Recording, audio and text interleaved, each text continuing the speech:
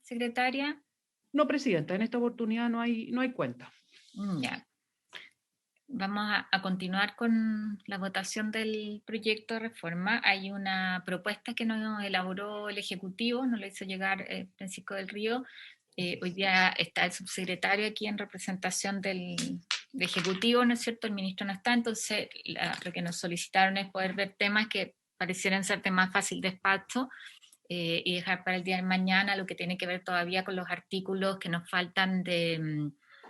respecto de la institucionalidad que se genera, también del pilar contributivo, ¿no es cierto?, las modificaciones actuales, todas esas indicaciones, y entiendo que parte de lo que nos queda es el seguro de dependencia, todo lo que tiene que ver con el seguro de dependencia. La idea es que hoy día podamos ver las normas que tienen que ver con las cajas de compensación, o sea, primero con el seguro de dependencia, perdón, el seguro de lagunas, algunos aspectos que tienen que ver con el seguro de cesantía, toda la cobranza, la institucionalidad de cobranza, normas con los nuevos actores que entrarían, ahí me refiero al caso de las cooperativas, ¿no es cierto?, y de las cajas, todas las adecuaciones respecto del SANA, tienen que ver con esas, o sea, con modificaciones de otras normas a propósito de la propuesta, algunas cosas en que estamos de acuerdo, otras que no. Ojalá podamos avanzar en lo que está planificado y solamente para programar nuestra próxima citación. Yo he estado conversando, Pilar, ahí con el resto de los colegas. Entiendo que mañana de 10 a 12 podríamos todos, incluida la senadora Muñoz, que hoy día no pudo estar. Creo que si hacemos un esfuerzo podemos avanzar en lo grueso con eso hoy día y mañana. Y es difícil mañana en la tarde seguir por los horarios de los colegas, pero sí que dejemos las cosas pendientes más bien para resolverlas el lunes a partir de las 9 y hasta total despacho. Me parece que eso es lo más probable, que aquellas cosas que quedaron pendientes las revisemos el lunes para zanjarlas, pero entre hoy día y mañana, con el ordenamiento que hemos hecho de temas, creo que podemos despachar ya lo grueso y estar en condiciones con el día lunes de margen de cumplir lo que habíamos acordado. Entonces, dejamos citado para mañana de 10 a 12, como siempre, telemático. Perfecto. Pilar, tú tienes la pauta, así que... Sí, estoy con micrófono. Sí, Presidenta. Lo primero a lo que la Comisión tiene que dedicarse es respecto del artículo 28, que modifica la ley del seguro de desempleo. Ahí, dirigirse a la página 257,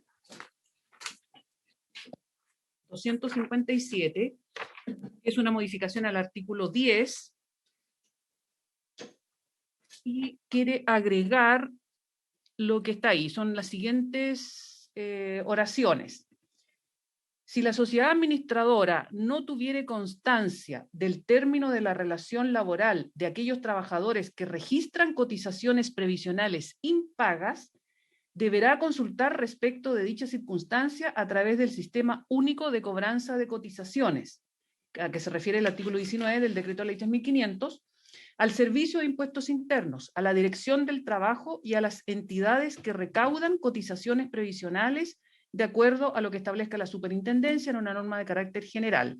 Por su parte, los referidos servicios y entidades estarán obligados a proporcionar a la administradora la información requerida en un plazo no superior a 20 días hábiles. La superintendencia establecerá, mediante norma de carácter general, las condiciones mínimas que deberá cumplir la administradora para entender agotadas las gestiones de aclaración de término o suspensión de la relación laboral para efectos de iniciar las acciones de cobranzas por mora presunta o desestimar fundadamente la presentación de demanda sin perjuicio de los derechos que el trabajador puede ejercer dentro del término de prescripción que se establece en el inciso 12º del artículo 11. Está refiriendo a las lagunas previsionales. Claro, cotizaciones previsionales impagas, Presidente. Aquí yo le pediría al subsecretario que pueda referirse, porque este es un tema en sí, que tiene que ver con la cobranza de cotizaciones que están declaradas y no pagadas. Es un tema que transversalmente, ¿no es cierto?, nos ha preocupado, donde hemos abordado incluso modificaciones legales que no han sido suficientes, que no han sido eficaces respecto de algo que es apropiación, o sea, estos son fondos de los trabajadores, parte del sueldo, ¿no es cierto?, de la cual se apropian los empleadores. Nosotros, en las conversaciones que hemos tenido durante este año, ¿no es cierto?, habíamos avanzado en la línea de fortalecer las instituciones que cobra, la institucionalidad de cobranza para que efectivamente cumpla con ese rol. Y en eso nos parece, estoy hablando desde la mirada de los senadores de oposición, que hay avances en el texto, pero que no son suficientes. Pensábamos la incorporación de impuestos internos o de la tesorería, en fondo instituciones que tienen no solo la expertise, sino también la capacidad para hacer cobranza de verdad y que por lo tanto no quede esto en el sistema de AFP. Esa es nuestra propuesta y yo creo que además es algo sobre lo cual podemos avanzar. Por eso me gustaría, Pedro, que tú nos pudieras explicar qué es lo que viene, no solamente en el contexto de esta indicación, sino de la propuesta del sistema de cobranza en lo que viene aprobado de la Cámara. Te dejo la palabra. Sí, gracias, Presidenta. A ver, primero me voy a referir al punto que acabamos de escuchar y después pues, vamos al tema global a nivel del tema de cobranza. Aquí tenemos una realidad, ¿qué es lo que ocurre hoy en la AFC? La AFC, cuando no recibe cotizaciones por parte del empleador en un mes, no tiene información de que se está terminado o no la relación laboral, por consiguiente muchas veces inicia acciones de cobro porque no todos los empleadores informan respecto de los términos de relaciones laborales. Entonces aquí lo que estamos haciendo es un sistema en que haga las consultas antes de hacer inicio a las gestiones de cobro, haga consulta a diversas entidades que son las que están mencionadas, de manera de evitar acciones de cobranza que no correspondan, porque claramente ya la relación laboral va a haber terminado en este caso. Y por otro lado, poder de este modo hacer de que la acción jurisdiccional de cobro sea enfocada en aquellas personas que de verdad lo están necesitando hoy día y evitar posibles dilaciones o demoras por cantidad de otras causas que podrían no haberse ingresado a tribunales. Entonces, esto nos va a permitir facilitar el cobro en aquellos casos en que efectivamente corresponda hacerlo, porque las demandas que se van a presentar son solamente para casos en que efectivamente haya terminado la relación laboral y no solamente porque no se ha hecho una cotización que eso puede deberse a otros motivos. Entonces, esto va a facilitar la cobranza a nivel de tiempo y a nivel de lo que es gestión de cobro por parte de las entidades respectivas.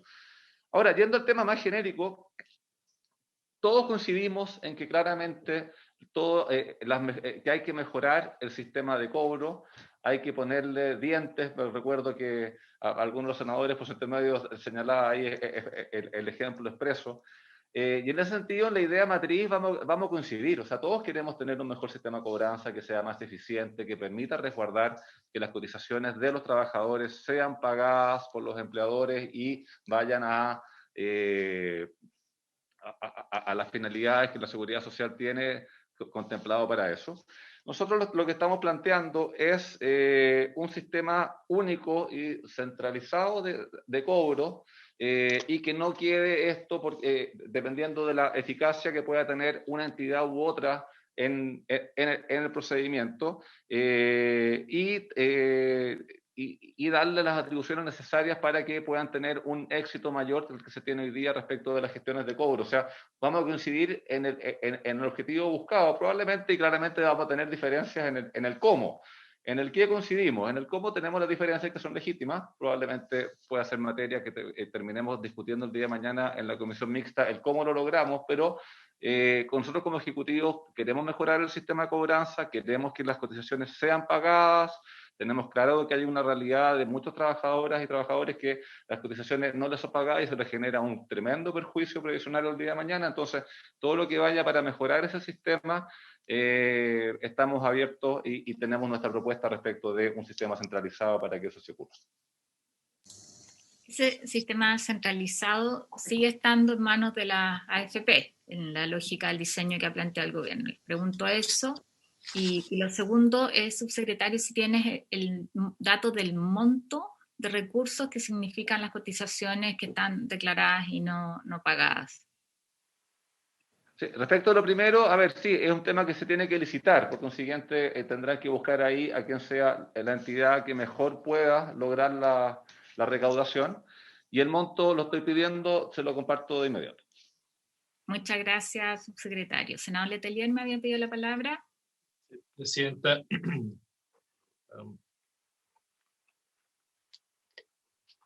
respecto a la recaudación de cotizaciones debidas, yo creo que podemos concordar que hemos fracasado y que el modelo que tenemos no funciona. Las AFP no tienen la capacidad de hacerlo. Independiente de mi crítica al modelo que aquí está propuesto, que es a través de esta, que es la propuesta del Ejecutivo, entiende este sistema único de cobranza de cotizaciones, que en el fondo es para armar una previred de la AFP para tener cobranza, porque es su responsabilidad legal la cobranza. El quedarse con ese modelo para mí es un error, por eso yo no voy a respaldar esto, porque no estoy de acuerdo con el modelo. Necesitamos que aquí, yo creo reconocer de la autoría, más bien de Salvador Valdés, el que ha planteado cuán importante es, en términos sistémicos, si tuviéramos un buen sistema de cobranza, que podría ser equivalente a algunos puntos de las cotizaciones, en términos sistémicos. Y para ello necesitamos meter a impuesto interno a un ente público con otra dentadura, por así decirlo, y que efectivamente pueda retener pago, devolución del IVA, que pueda efectivamente incidir en lo que es recuperar recursos. Yo creo que esto, yo soy partidario que lo rechacemos y que podamos avanzar en lo que en la comisión mixta, crear un nuevo sistema de cobranza, que es lo que realmente necesitamos. Aquí que la AFC, o la Sociedad Administradora del Seguro de Cesantía, porque es sobre eso que estamos hablando ahora, ¿no? Creo que es bien oblicuo este proceder. Yo me concentraría en que definamos primero cuál va a ser el modelo de cobranza nueva y después vemos cuáles son los roles de cada una de las instituciones. Gracias, presidente. Gracias, senador Letelier. No sé si alguien más quiere hacer uso de la palabra. Senador Galilea, me imaginé que quería usted intervenir, porque sé que es un tema que también le interesa. Pero esta vez, presidenta, no voy a hacer mayores reparos a lo que acaba de decir el senador Letelier, porque esto, y todos le reconocemos una sana obsesión al economista Salvador Valdés, de que aquí esto ha fallado en toda la historia de Chile, en la década del 40, 50, 60, 70, 80, 90, y pasamos a los 2000, vamos en el 2020, y todavía no tenemos una institucionalidad robusta para efectivamente cobrar, perseguir y fiscalizar el pago de las cotizaciones. En Chile la cantidad de gente que no paga cotizaciones, la cantidad de gente que subdeclara cotizaciones es absolutamente monumental. Y eso habla de inmadurez en el mercado laboral, inmadurez institucional, incentivos quizás mal puestos, que el sector, el rol público en esto probablemente no está bien resguardado, y debiera estar resguardado porque al final del día el que soporta toda esta evasión o subdeclaración es el fisco, y no es nadie más. Entonces aquí sí que tenemos que dar una vuelta de tuerca muy, muy grande. Lo hemos conversado nosotros los senadores con los ministros de Hacienda, con los ministros del Trabajo, y espero que en la comisión mixta realmente encontremos un cambio copernicano en lo que ha sido la historia de la fiscalización y cobranza de cotizaciones laborales. Aquí, como dijo el senador Letelier, y lo hemos dicho muchas veces, se necesitan dientes y dientes grandes. No sé si fue ajustada en una conversación, el senador Letelier me decía, yo me imagino que los dientes de Francisco del Río deben ser así de buenos, bueno, igual que los dientes de Francisco del Río al comer, eso, así se necesita para cobrar y fiscalizar las cotizaciones. No sé si la metáfora es muy afortunada, pero como esta sesión está siendo transmitida, simpática, así que... Como esta sesión está siendo transmitida, no vamos a contar más detalles de Francisco del Río, pero él ha sido asesor histórico, conoce todas las anécdotas, ¿no es cierto?, de esta comisión. Podríamos decir como la amalgama antigua nomás queremos, ¿no es cierto?, que sea bien firme. Nosotros somos partidarios de rechazar, que hablo por el senador Letelier y la senadora Carvajal, el planteamiento del artículo 28 en el número 1 y 2, que son la letra A y B, Así es. hasta la página 261. Le consulto al senador Galilea y a la senadora Van Rieselbergher por su votación. Yo voy a abstenerme. Yo también me voy a abstener. En votación económica, entonces, 3 rechazos y 2 2 abstenciones. abstenciones. En la página 262 del comparado en papel, que aparece aquí también, el proyecto aprobado en general, aprobado por la Cámara, modifica el artículo 25 ter de la ley de desempleo, del subsidio de desempleo, reemplazando esa oración que está subrayada por la siguiente. El Fondo de Cesantía Solidario aportará a los beneficiarios del seguro un monto equivalente al 16% de la prestación por cesantía que les corresponda recibir de acuerdo a los artículos 15 y 25, más la cotización para el financiamiento del seguro de invalidez y sobrevivencia del Decreto Ley 3500. Dicho aporte se efectuará a la cuenta de capitalización individual obligatoria para pensiones, al Fondo de Ahorro Colectivo Solidario y al Fondo de Dependencia en los porcentajes que corresponda. Aquí, subsecretario, entiendo que los artículos que vienen son respecto de lo que se llama el seguro de lagunas, para decirlo en simple. Entonces, así como lo hicimos recién, te pediría que te puedas referir al contenido y me parece que podemos votar todos los incisos, ¿no es cierto? Hasta el número 7, en el fondo, tienen que ver con el mismo contenido. Sí. Perfecto, presidente. A ver, creo que es importante recordar cómo funciona hoy día. Hoy día, la persona que está recibiendo prestaciones de la AFC con cargo al Fondo Solidario tiene el pago del 10%. Solamente las personas que están recibiendo pago de prestaciones del Fondo Solidario, no aquellos que tienen fondos aún en su cuenta individual. Entonces aquí lo que hacemos es que se amplía para todos, no solamente para aquellas personas que reciben prestaciones solo desde el Fondo Solidario, sino también para aquellas personas que tienen saldo en su cuenta individual, pero que también están recibiendo las prestaciones. Y ya no es el 10, es el 16, lo que va acorde en que la tasa de cotización, tanto sumado lo que es por parte del trabajador como por parte del empleador, sube a 16, y también lo que es la cotización para los accidentes de enfermedades profesionales se va a pagar todo para el seguro de invalidez y sobrevivencia se va a pagar todo durante el periodo en el cual esté recibiendo las prestaciones por parte de la AFC. Entonces, con esto generamos un seguro de laguna para todos y no solamente para aquellas personas que estén recibiendo prestaciones con cargo al Fondo de Cesantía Solidario, que es lo que ocurre hoy.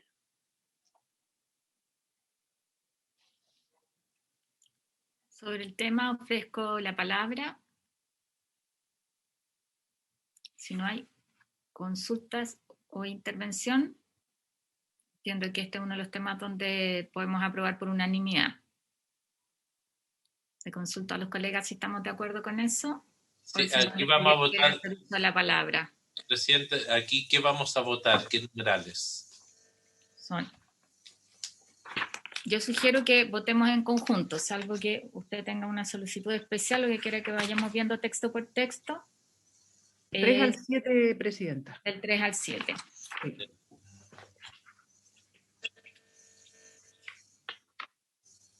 ¿De acuerdo, senador? ¿O tiene algún...? ¿Quiere que lo Presidenta, leamos? No, mire,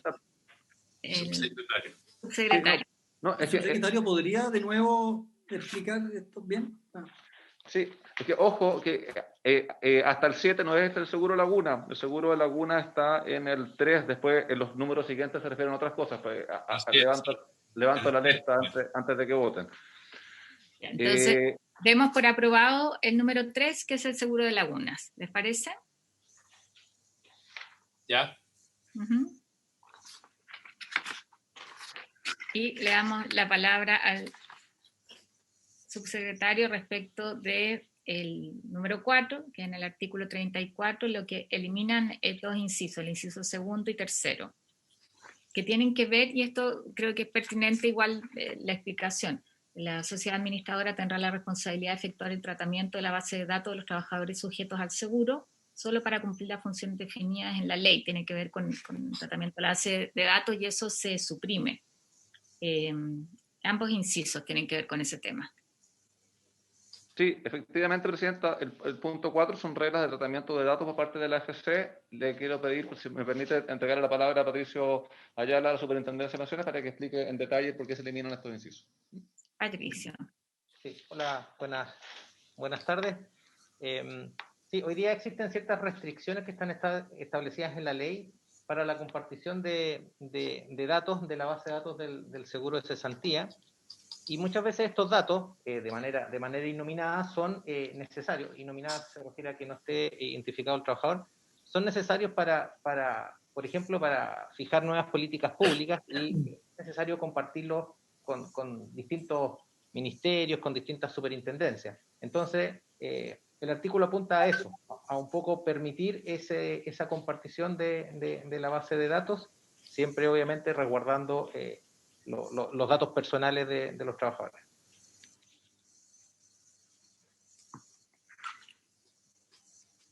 ¿Senador Letelier tiene alguna consulta? ¿No? Aprobamos por unanimidad entonces también el número 4. Sobre el número 5.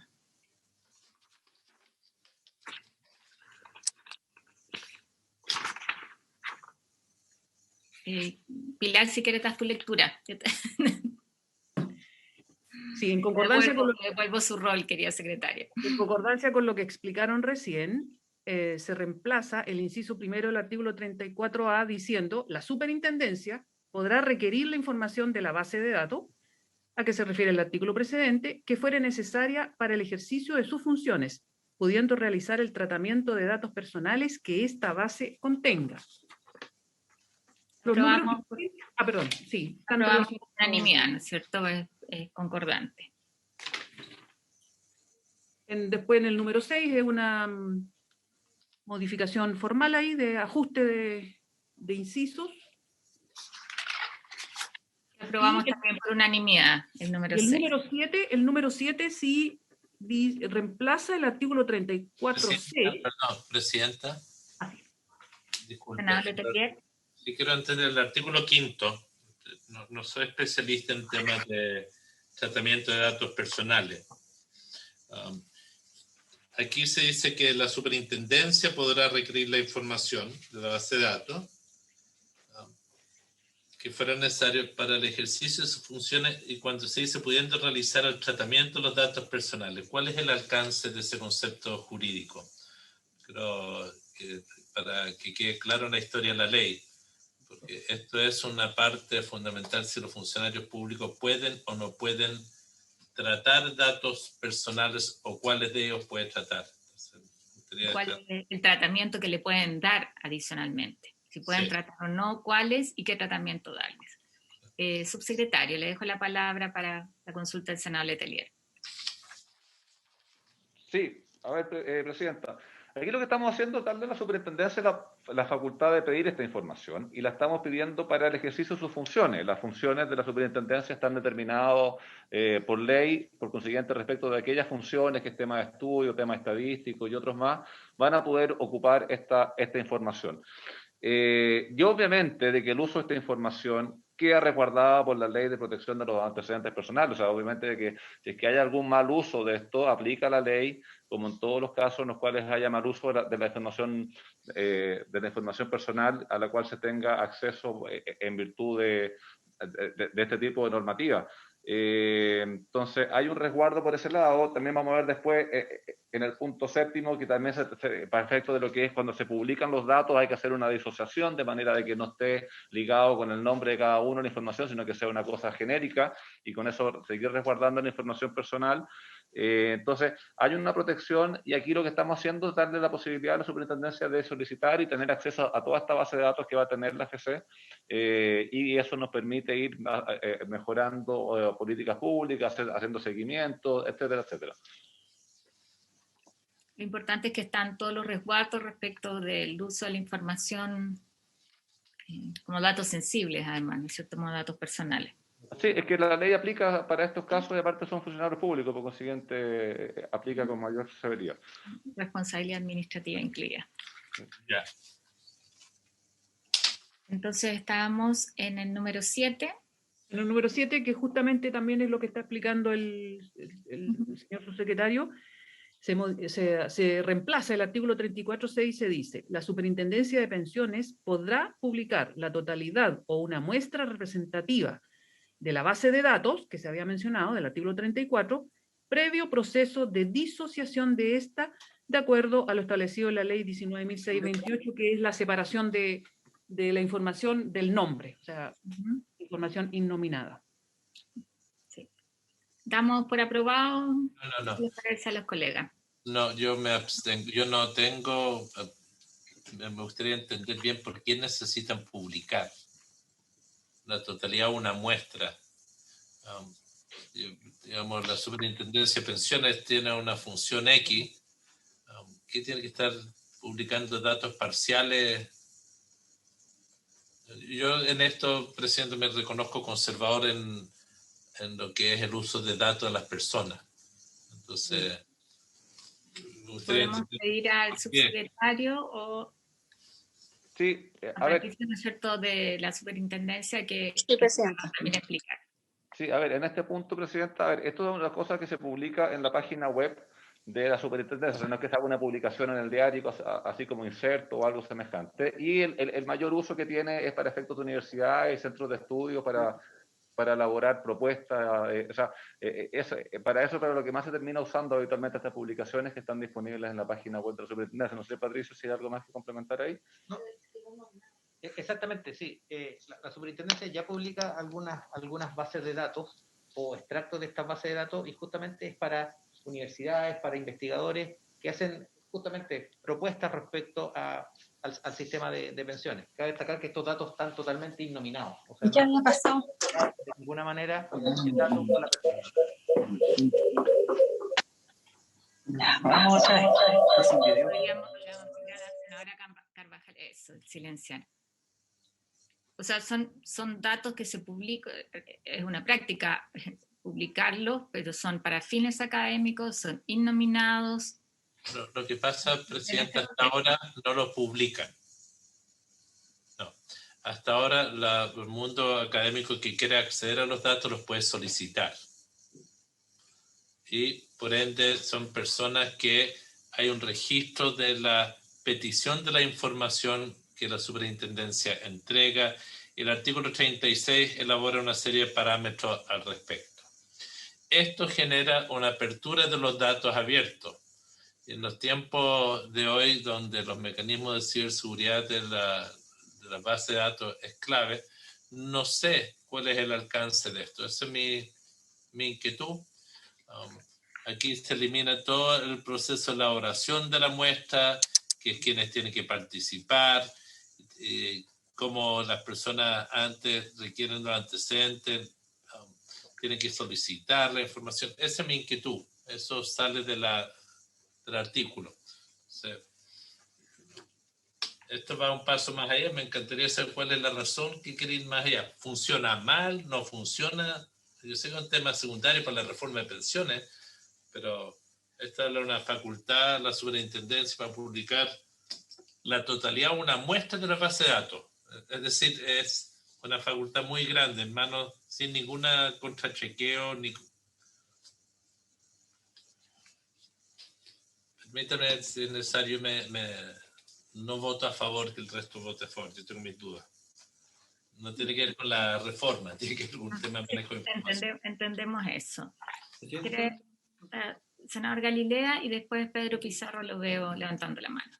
Senador Galilea. Le quería preguntar bien al subsecretario, porque este artículo, hasta donde yo lo entiendo, o lo he entendido siempre, tiene por objeto permitir que básicamente se haga una investigación, estudios, etcétera, que permitan hacer análisis, sacar conclusiones, que permitan a universidades, centros de investigación, etcétera, tener elementos y herramientas para sugerir mejoras al sistema, qué es lo que está funcionando bien, qué es lo que está funcionando mal, etcétera. Lo de las personas naturales a mí siempre me ha sorprendido, porque siempre he considerado que esto no es que llegue una persona natural nomás y pida, sino que dado que esto está vinculado más al estudio, debería pertenecer al menos a algún tipo de organización. Pero dicho eso, yo comparto cierta aprensión. Acá siempre uno tiene que ir a pedir y la superintendencia tiene que entregar. No es algo que esté así estrictamente publicado, a menos que en la evaluación de todos estos años hayan tantas peticiones que en la evaluación que ha hecho el Ministerio del Trabajo diga, ¿sabe qué? Es mejor que todo esto esté derechamente publicado a disposición del que quiera para que saque las conclusiones y haga los estudios que quiera, resguardando todos los asuntos de privacidad y los datos privados, por supuesto. Entonces quería preguntarle al subsecretario cuál era la evaluación que había existido de eso y por qué este cambio de publiquemos en vez de reaccionar a solicitud. A lo mejor es por la cantidad que se hace más eficiente derechamente tenerlo a disposición del que quiera, cuando quiera, en una determinada página web. Eso quería preguntar. Le damos la palabra al subsecretario Pedro Pizarro. Gracias, Presidenta. A ver, sí, y agradezco la consulta porque me permite aclarar, fui probablemente poco preciso en ese punto. Hoy lo que se publica es información relativo a temas de pensiones, porque ahí está la posibilidad de hacerlo. Con esta norma lo que estamos buscando es también poder hacer la misma publicación con datos desde la AFC, porque las publicaciones estadísticas que hoy se presentan son solamente respecto de pensiones y no respecto de la AFC. Y lo que se publica son estadísticas.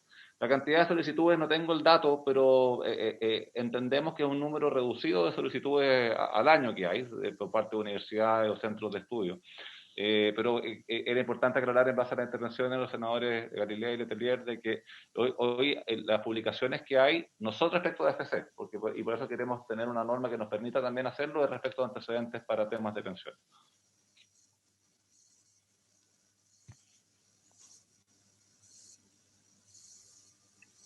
Perdón, ¿qué fue lo último que dijo su secretario? No. Que esto es respecto del artículo 34, o sea, respecto de FC, no es respecto de todos los datos que maneja la Superintendencia de Pensiones. Yo solamente para ilustrar, recordar, y está a la vista, ¿no es cierto?, el texto, el 34C actual, que señala que la Superintendencia de Pensiones elaborará una muestra representativa de la base de datos del artículo 34, previo proceso de disociación de esta, de acuerdo a lo establecido en la ley, la cual será puesta a disposición de las personas naturales o jurídicas, públicas o privadas, tales como universidades y centros de investigación, entre otros, para la realización de la investigación y estudios de acuerdo al procedimiento que establezca dicha superintendencia. Y después señala un comité técnico que es el que revisa esto, entendiendo siempre que es una base de datos que se solicita para fines de estudio y fines académicos. Y el cambio es que esto pueda publicarlo la superintendencia. Yo personalmente, entendiendo además que están todos los resguardos, esto no es información con nombre y apellido, esto lo digo para quienes están siguiendo esta comisión, sino que son bases innominadas que sirven para hacer estudios. Creo que hemos ido avanzando y ha cumplido un gran rol en eso el Ministerio de Ciencia, en que la información aquí me abrí, ¿no es cierto?, respecto de muchos datos que están para estudio, esté disponible. Yo soy partidaria de eso, por eso estoy de acuerdo, pero como hay diferencia, más bien, Pilar, creo que registremos la votación de cada uno de los colegas. Ya, Presidenta. Entonces, la Presidenta pone en votación el reemplazo del artículo 34C, como ya se le dio lectura. Senadora Carvajal. Me abstengo, secretaria. Se abstiene. Senadora Van Rieselberghe. Estoy de acuerdo. Yo creo que están los resguardos necesarios y me parece a mí que una información de esta naturaleza puede ser útil para poder generar con mayor facilidad estudios de políticas públicas que ayuden a ir mejorando en el tiempo todo este tema. Así que a favor. A favor. Senador Galilea. Favor. A favor. Senador Letelier. Contra. En contra. Senadora Goich. A favor. Presidenta, a favor. Se aprueba 3 votos a favor, 1 voto en contra, 1 abstención. Aprobado.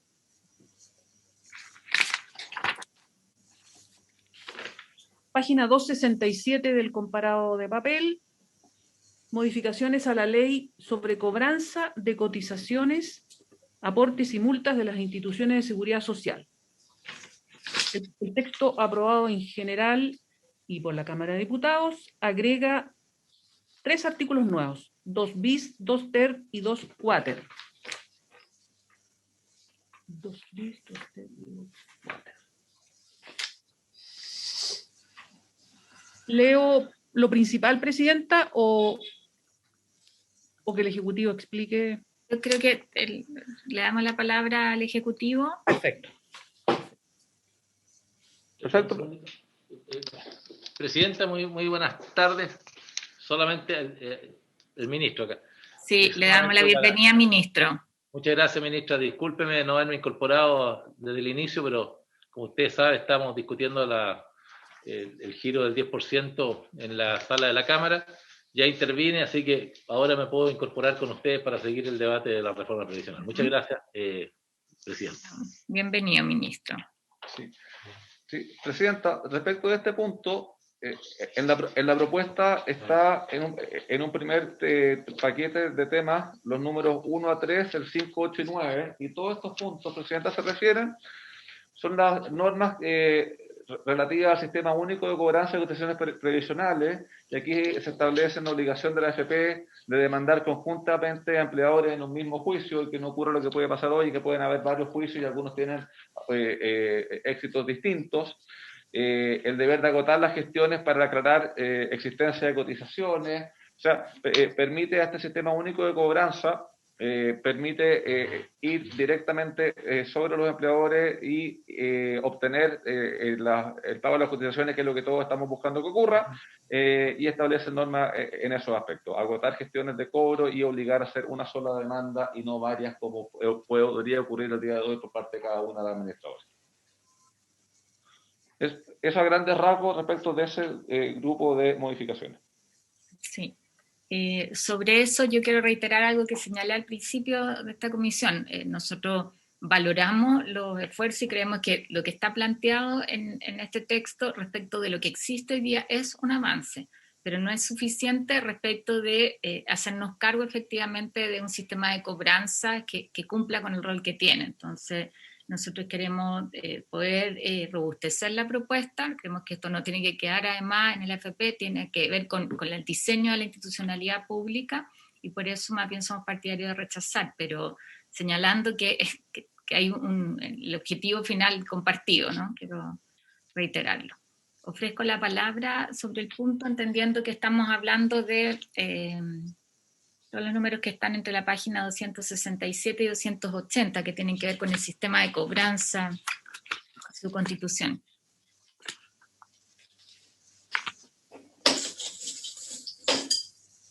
Ofrezco la palabra. Si no hay... Esta es la 280, presidente, disculpa. Estamos en la 267.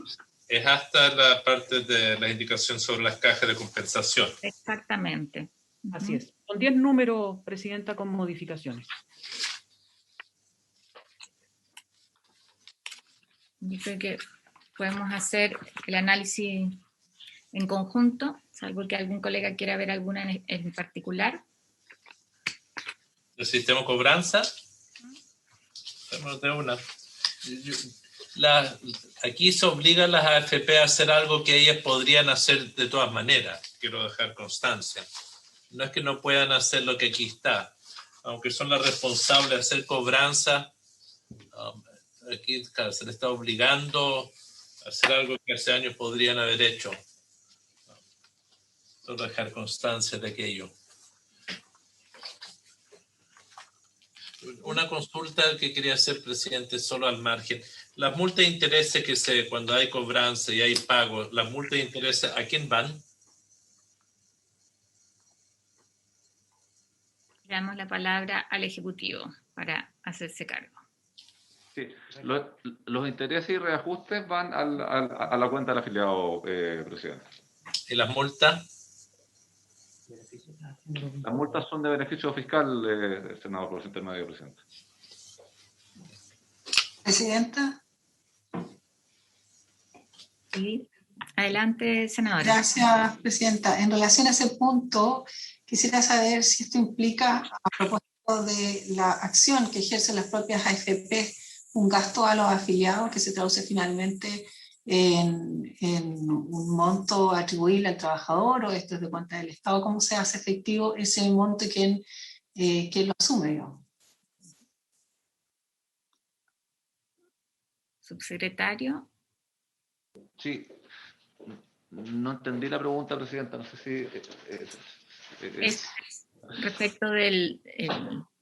¿Quién asume? Perdón, presidenta. Me explico, tal vez no me entendió bien el subsecretario, pero en definitiva estos costos de gestión, por así decirlo, que hoy día los ejecuta la propia AFP, ¿implica un gasto para el trabajador? ¿Implica un monto atribuible a un descuento, a una suerte de costo de administración o de gestión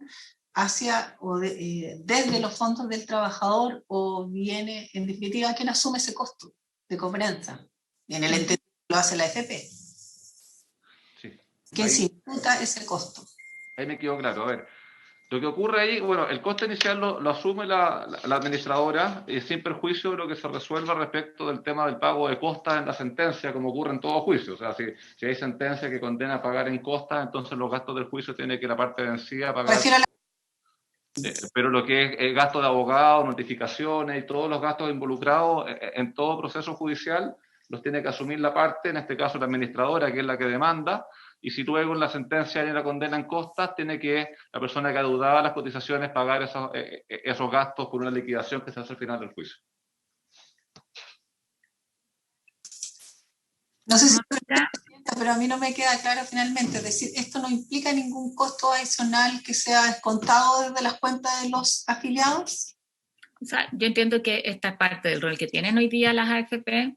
El problema es que hay poco incentivo. Y ahí uno tiene los datos, por eso les solicité actualizar el monto que significa las cotizaciones que están impagas hoy día, porque no es menor, pero en la práctica, siendo un rol que tienen que asumir las AFP, no lo cumplen, y ahí hay varios aspectos, algunos de esos tratan de mejorarse aquí, por eso nosotros somos partidarios de que esta tarea de cobranza no quede en las condiciones actuales en las AFP.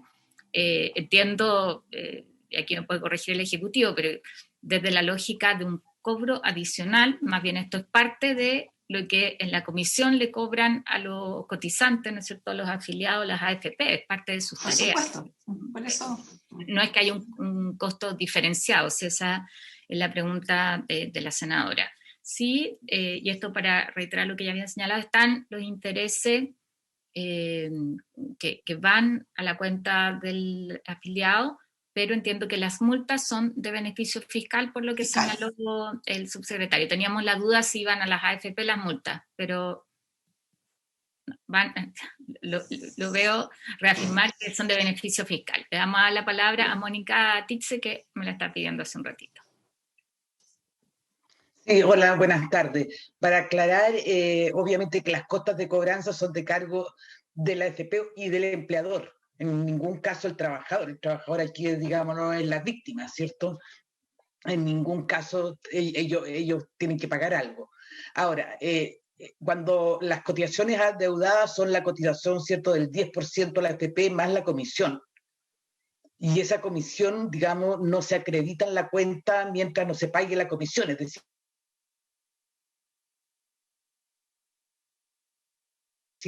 hacer las canzas porque mientras no cobren no reciban la comisión que cobran cada vez que la persona cotiza. Por otro lado, los fondos de pensiones, ¿cierto? Yo debo, no sé, el empleador debe un 10%, que son 100.000 pesos, los paga un año después, tiene que pagar esos 100.000 pesos más la rentabilidad que generó el fondo en que estaba el afiliado. Es decir, el afiliado nunca pierde, siempre y cuando se le paguen las cotizaciones. Entonces lo que tenemos que cuando buscar se logren siempre cobrar es esas que se cotizaciones. paguen las cotizaciones. Ese es el fin que estamos buscando con esta modificación. Gracias. Yo les sugiero a los colegas que podamos votar en bloque las indicaciones, o sea, todo esto que tiene que ver con el sistema de cobranza. Ahí Pilar parte del artículo 29 en la página 267 y termina Página 280, son 10 numerales. con el número 10. Uh-huh. Perfecto. ¿Tomo la votación entonces, Presidenta? Tome la votación, Pilar. Senador, voy a empezar ahora con los senadores varones para que no se diga que siempre son las mujeres las que tienen que votar primero. Ojo que la Pilar es la secretaria de la Comisión de Género también. Senador Letelier. Presidenta, perdón, sé que están votando. Un segundo. Perfecto. Sí, no hay problema, subsecretario. Viendo la minuta, escuché que se va a votar del 1 al 10. Lo que pasa es que del 1 al 10 hay varios temas distintos, que no serían un mismo tema. O sea, estábamos hablando del 1 al 3, 5, 8 y 9. Pero están relacionados con el cobro, Presidenta. Sí, están relacionados con el cobro. Por ejemplo, el número 4. Claro, por ejemplo, en el número 4 hablamos de la responsabilidad que tiene la institución del cobro de cotizaciones cuando el juez determine que no, que fue negligente en el cobro, que claramente sería un tremendo avance, porque si se declara una negligencia en el cobro se genera una responsabilidad. O sea, hay otros aspectos que pueden tener la misma idea matriz, pero que incorporan otro tipo de mejoras también para el sistema de cobranza. Senador Letelier. Estaba silenciado. Yo voy a rechazar todo esto. No somos partidarios de este modelo de cobranza, arreglar una CIA que ya está absolutamente desgastada, inoperante, que no cumple las fines para lo que es necesario, no tiene mucho sentido a esta altura. La ley Bustos fue la mejor legislación que ayudó en algo a defender a los trabajadores, pero en insistir con este mismo modelo, la verdad, no ayuda.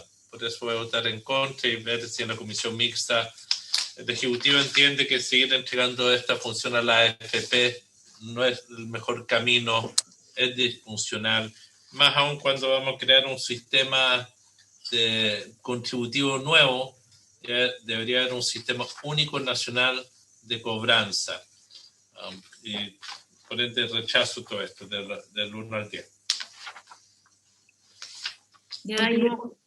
Sí, vamos a continuar con la votación, pero reiterarle, ministro, que entendemos nosotros que en estas normas hay avance respecto a lo que hay hoy día, ya lo señalé, pero es una discusión pendiente respecto de lo que necesitamos y lo que esperamos poder lograr en la discusión en la comisión mixta. Por eso yo soy partidaria también de rechazarlo y hacer una votación más económica en un tema que vamos a volver a abrir, reconociendo los avances que hay en este texto. Continuamos con la votación. Pilar. Perfecto. El senador Letelier entonces votó en contra. Senador Galilea. Abstención. Se abstiene. Senadora Carvajal. En contra, secretario. En contra. Senadora Van Rieselberghe.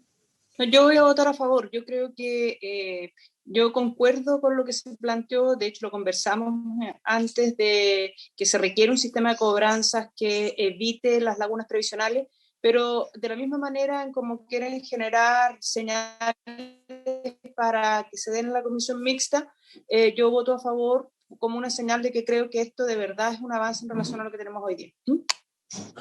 Muy bien. Presidenta. En contra. En contra. Resultado de la votación.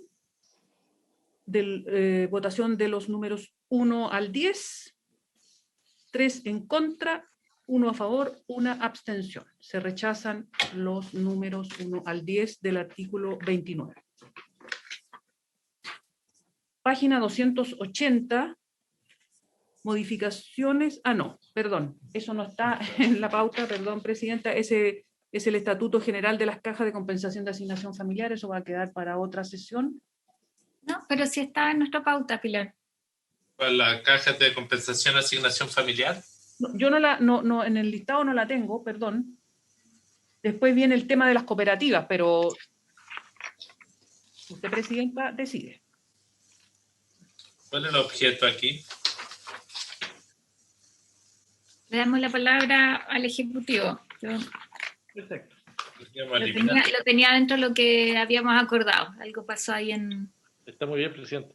Uh-huh. Bueno, este título sexto, Presidenta, básicamente va en la dirección de lo que el Ejecutivo estima necesario, que es el de incorporar nuevos actores a poder tener la oportunidad de administrar los recursos previsionales, permitiendo la constitución de filiales a las AFP y también a las filiales de las, este nombre tan particular, Presidenta, AIAPA, digamos, que es la Asociación de Agentes de Inversión de Ahorro Previsional. Forma tal que esto, ustedes recordarán, lo vimos ahí en el artículo 47, que son los que administran el 3% o también el 3% colectivo, ¿cierto?, por estas instituciones. Y no tengo, en realidad, más elementos que justamente justificar esta materia, que en el primer trámite se entendió como un avance el hacerlo, porque justamente disminuía la concentración de la administración de los recursos previsionales solamente en la AFP. Va en la misma dirección, Presidenta, de lo que ha sido la autorización de las cooperativas y otros en esta dirección. Gracias.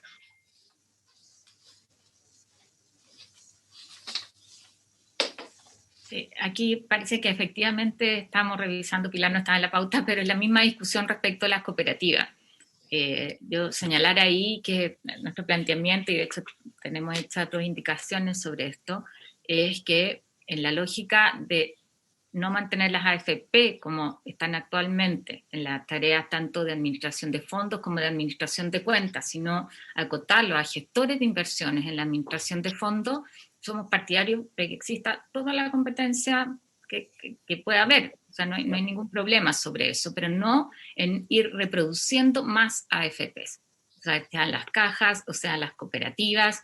Y lo digo porque esto es un argumento respecto a nuestra votación en este tema y respecto de los textos que vienen sobre las cooperativas, donde se le están asignando las funciones, o sea, la posibilidad, ¿no es cierto?, de funcionar como AFPs.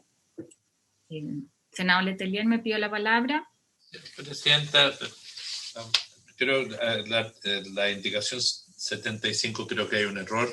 Nosotros no tenemos problema que hayan nuevos actores per se en la gestión financiera, pero no queremos ir reproduciendo el mismo modelo que hay de gestión de los fondos o de la administración de los fondos. Queremos separación de funciones, queremos gestores financieros.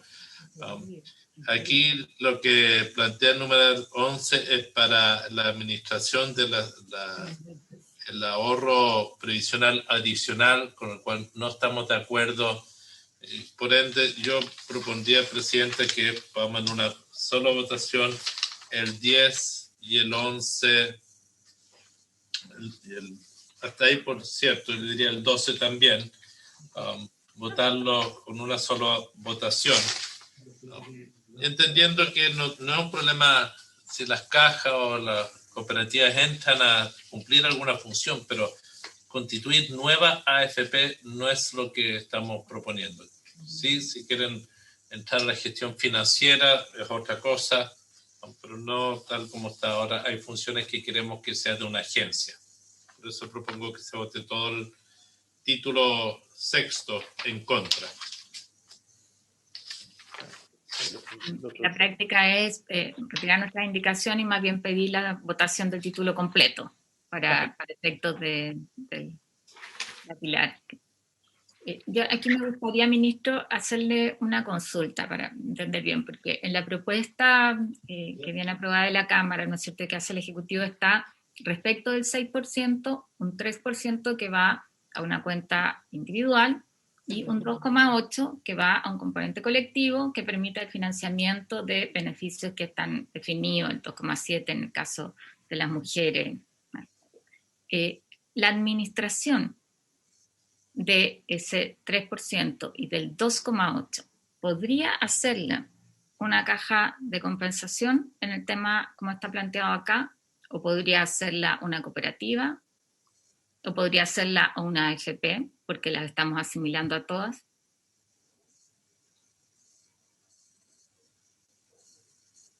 Le doy la palabra al ministro.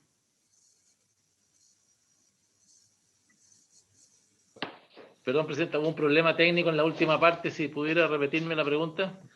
Sí, a mí me gustaría que usted pudiera referirse en el diseño que viene aprobado de la Cámara, en la propuesta que hace el Ejecutivo.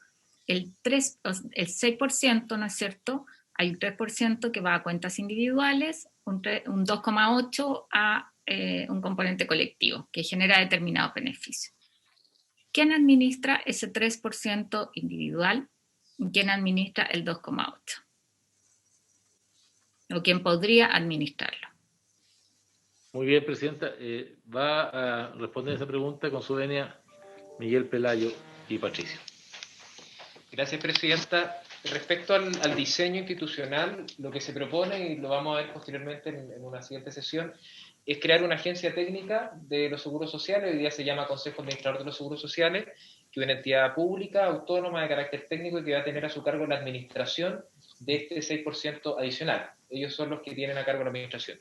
Y respecto a las reglas de administración de esos fondos, en sesiones anteriores votamos respecto al artículo 47 y siguientes, que establecían las reglas de cómo se realizaba esa inversión y cuáles eran las reglas sobre las instituciones respecto a las cuales se licitaba esa administración de los recursos por parte de esta agencia técnica estatal. Y esas reglas son las que establecían los marcos de inversión, las reglas institucionales y los mecanismos de control institucional desde la agencia técnica y por supuesto la Superintendencia de Pensiones sobre la inversión de esos recursos del 3% individual y del 3% colectivo. Eso a grandes rasgos el diseño. Así que Patricia ya le quiere agregar algo más.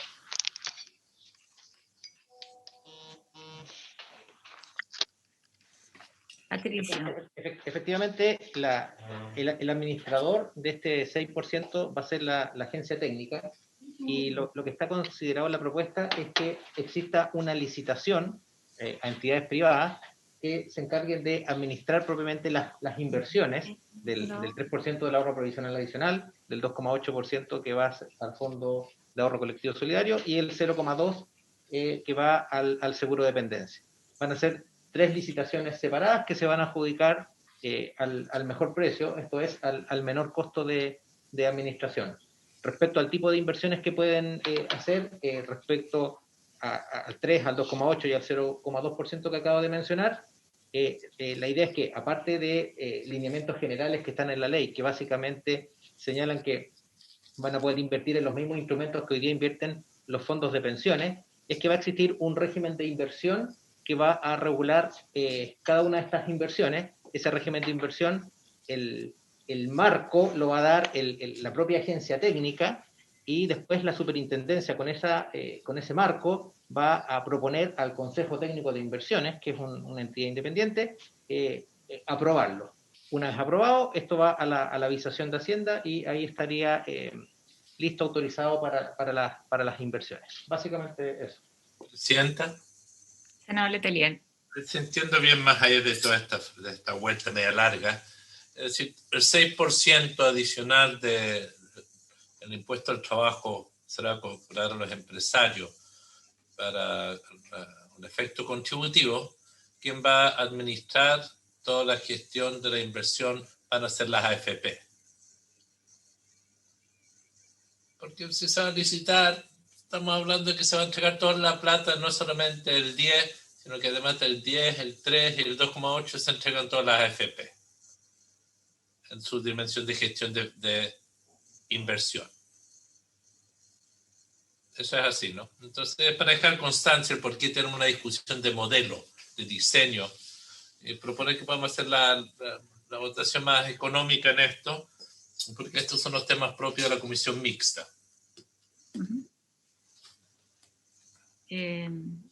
Subsecretario. Sí, gracias, Presidenta. A ver, solamente para que mayor claridad, el 6% no va nada, no va un peso del 6% a las AFP, va todo a esta agencia nueva que es la que está administrando. Y esta es la que tiene los recursos y los administra a través de la licitación, que la licitación se la podrá ganar cualquier agente que pueda ganar el concurso respectivo. Pero creo que es súper importante dejar en claro, del 6% no va un peso más a las administradoras de fondos de pensiones. O sea, es parte del acuerdo, es parte de lo que nosotros queremos también como ejecutivo. Esos 6 puntos no tienen vinculación con las administradoras de fondos de pensiones. Creo que era importante dejar en claro el punto. Perdón, disculpe, pero sí las AFP pueden administrar esos fondos.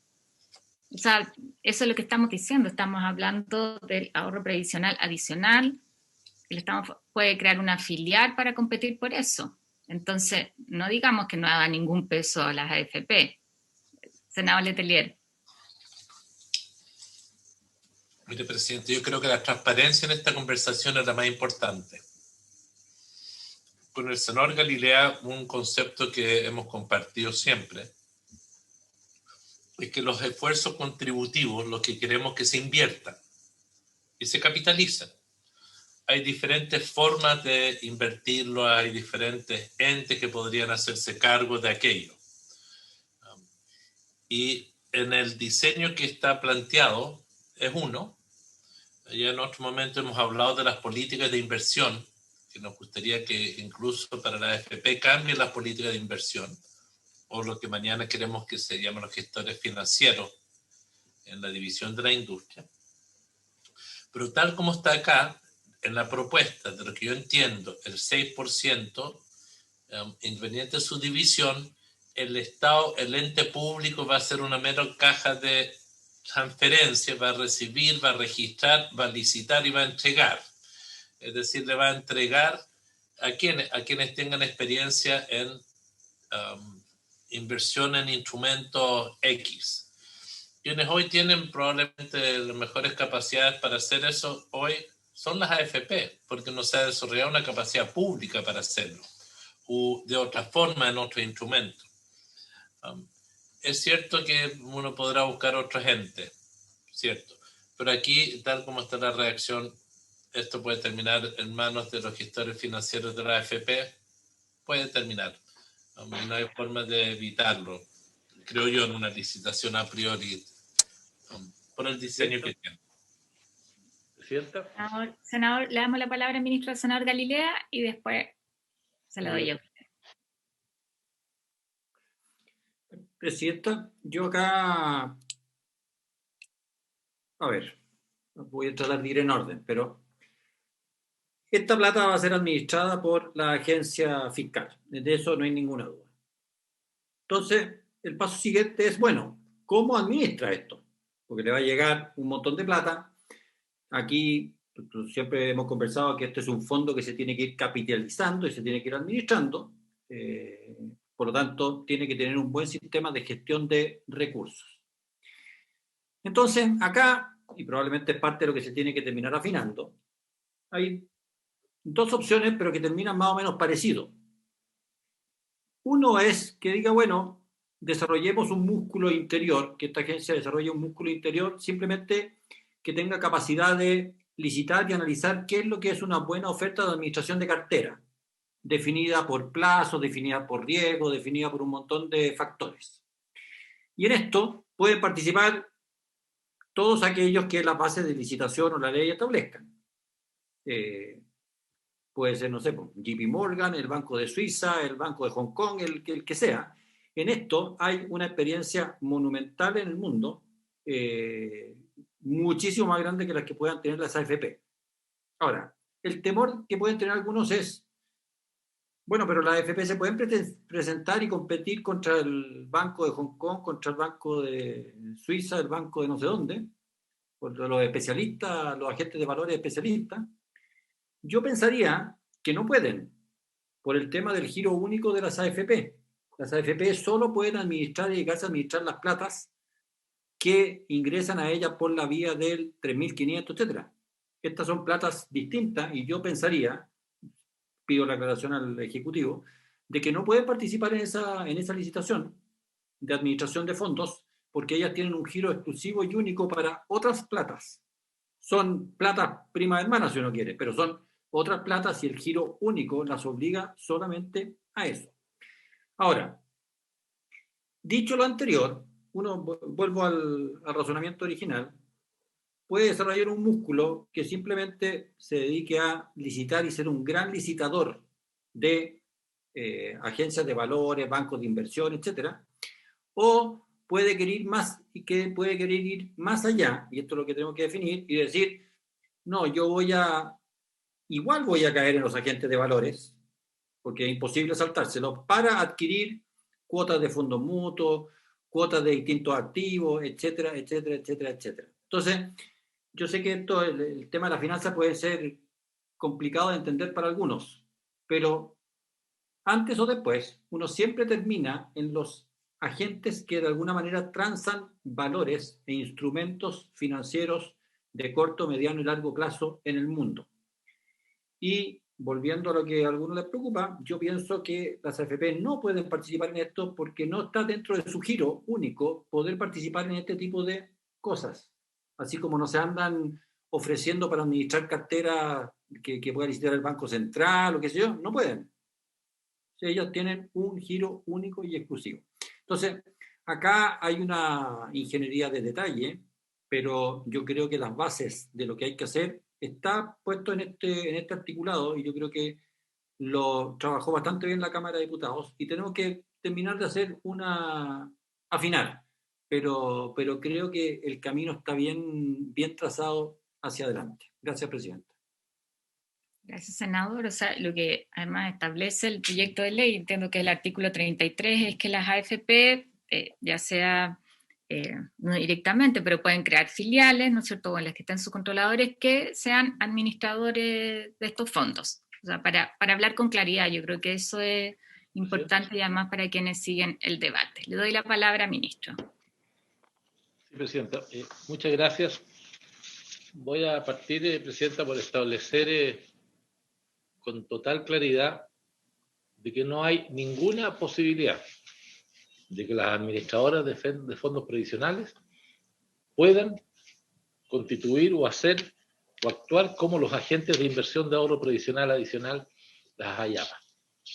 Ya lo ha dicho el senador Galilea, no lo pueden porque tienen giro único, y para poder extenderse, por así decirlo, hacia lo que son los agentes de inversión de ahorro previsional, tendrían que tener esa autorización expresa, que no la tienen.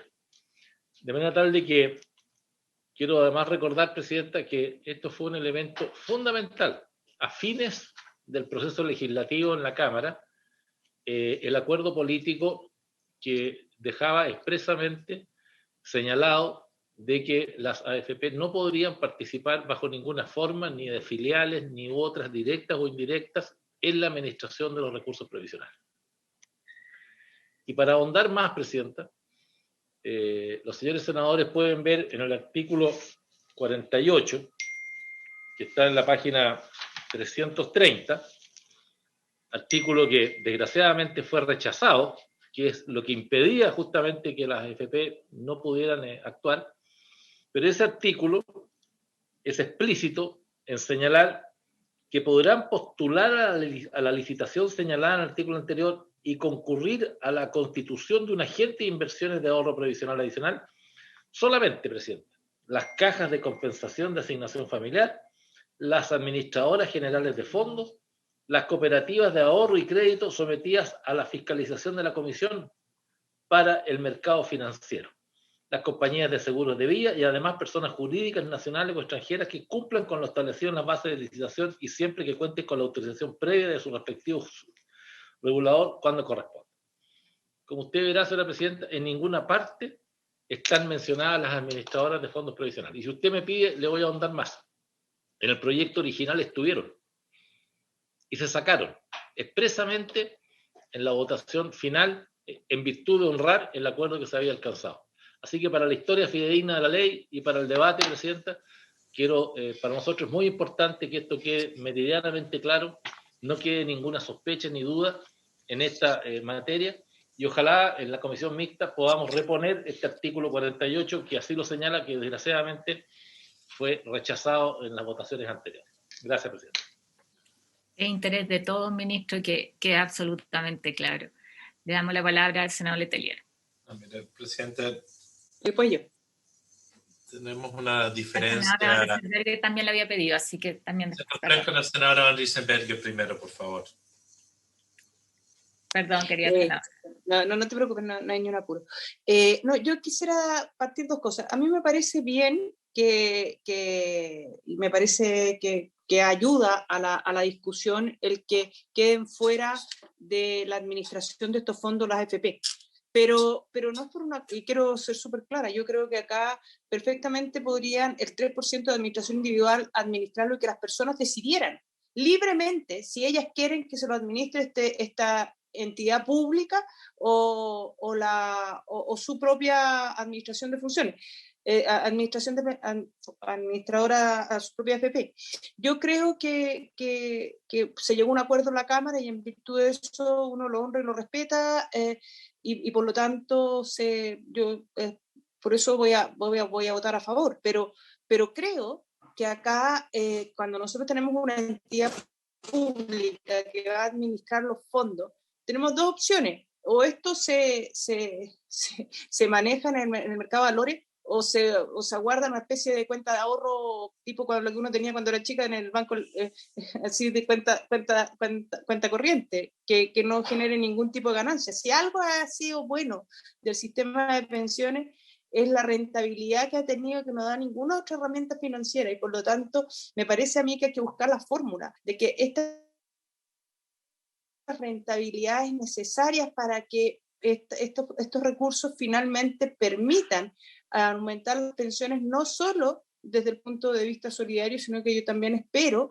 que también aumentar las pensiones de las personas que cooperan a este fondo solidario. Así que no quería dejarlo pasar. Es decir, a mí entiendo que no lo puede hacer, no van a estar participando las AFP porque es un acuerdo que se llegó en la Cámara, y eso está claro y por eso se llegó al acuerdo. Pero en lo personal creo y creo profundamente en la libertad de las personas para que puedan decidir dónde quieren poner las platas que eventualmente les corresponden a ellos. Senador Letelier, ahora sí. Gracias, presidenta. Aquí no estamos discutiendo del ente público aún. Lo haremos en su momento. Pero porque estamos viendo de otras instituciones que le estamos autorizando transformarse en AFP. Esa es la propuesta del gobierno. Que además de la AFP que haya, que las cajas puedan ser AFP, que las cooperativas sean AFP, son AFP. Y lo que le están diciendo es, esas mismas instituciones, las AFP, van a poder administrar estos dineros. Eso es lo que está en la ley. Creo que tenemos una mentalidad que a veces o un debate que a veces no integramos todas las partes. La senadora Riesenberger le dice, yo creo en la libertad. Bueno, dejemos que la gente decida lo que hace con el 10%. ¿Dónde lo quiere? ¿Quién quiere que se lo administre? Porque en este diseño que el gobierno ha propuesto, cuando a veces habla del 6% y habla del 3 y el 3, esconde la pelota. Aquí hay 16 puntos de contribución, 3 que pagan los trabajadores, 6 a que le cobramos un impuesto al empresario para que aporte un sistema contributivo. Y hasta ahora, que se está planteando es que no tenemos acuerdo es cómo se invierten esos dineros. Todos estamos de acuerdo que se inviertan, como decía el senador Galileo. Creo que va a ser para la comisión mixta esa discusión. Estoy seguro que si le pregunta ahora a la senadora Riesenberger que si ella cree en la libertad, bueno, vamos a la libertad también respecto al 10. De que también la gente puede elegir. Y entonces ahí a algunos se le arruga la nariz. Y lo quiero plantear, porque esa es parte de la discusión. Y cuando nosotros planteamos crear un seguro social, seguridad social, tiene que ver con una necesidad por la desigualdad en la estructura de remuneraciones del país. Pero, dicho eso, respecto al punto, Presidenta, creo que aquí se quiere incorporar a las cajas y a las cooperativas, pero en la mentalidad de que sean AFP. Nosotros queremos otra institucionalidad. Yo creo que ese tema a fondo propondría que podamos votar. Yo creo que el ministro entendió, si lo entendió y quizás no lo quiso decir. La razón que rechazamos el artículo que él mencionó es porque sigue insistiendo en la lógica de las cuentas individuales. Ese fue el artículo, creo que era el 45, 48, el que hizo alusión.